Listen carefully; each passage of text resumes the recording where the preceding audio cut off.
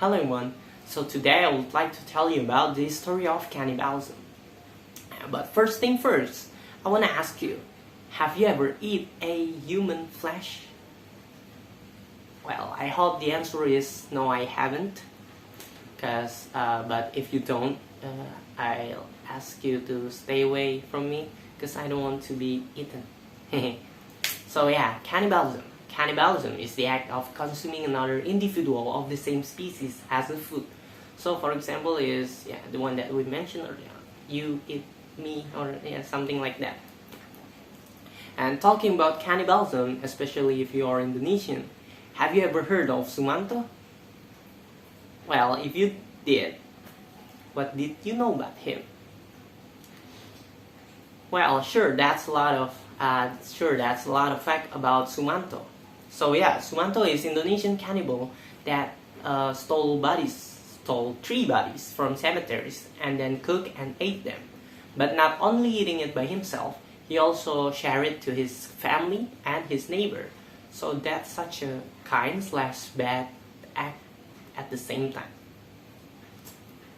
Yeah, he also mentioned that human flesh tastes like pork or rat, like that.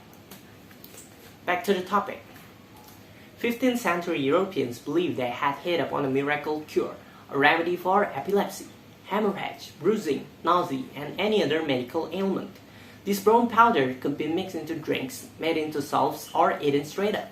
It was known as mamia and made by grinding up mummified human flesh. Yeah. And that's an example of cannibalistic practices that happened across history. So today I would like to tell you about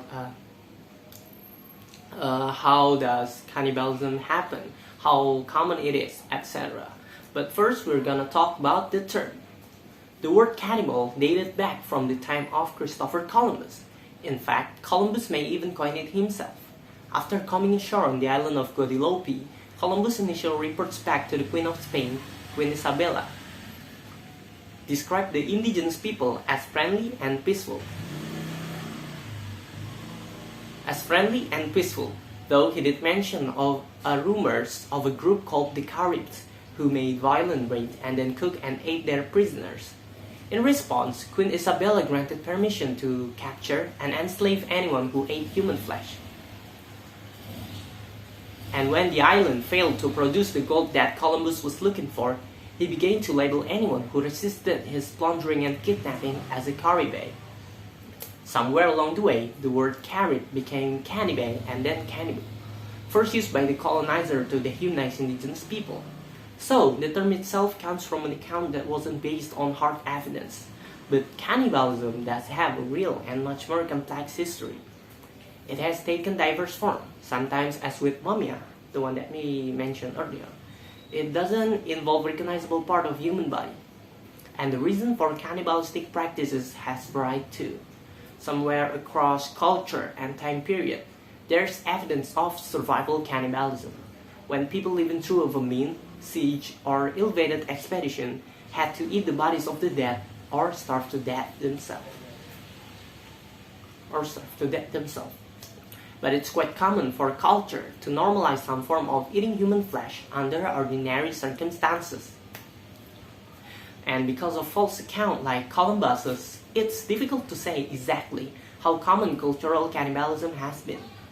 But there are still some examples of accepted cannibalistic practices from within the cultures practicing them. Take the example of medicinal cannibalism in Europe during Columbus' time. Starting in the 15th century, the demand for mumia increased a lot. At first, stolen mummies from Egypt can supply the mumia craze, but soon the demand was too great to be sustained on Egyptian mummies alone, and because of that, opportunists stole bodies from European cemeteries to turn them into mumia. And the use of mumia continues for hundreds of years, and it was listed in the Merck's Index, which is a popular medical encyclopedia into the 20th century. And ground-up mummies were far from the only remedy made from human flesh that was common throughout Europe. Blood in either liquid or powdered form was used to treat epilepsy.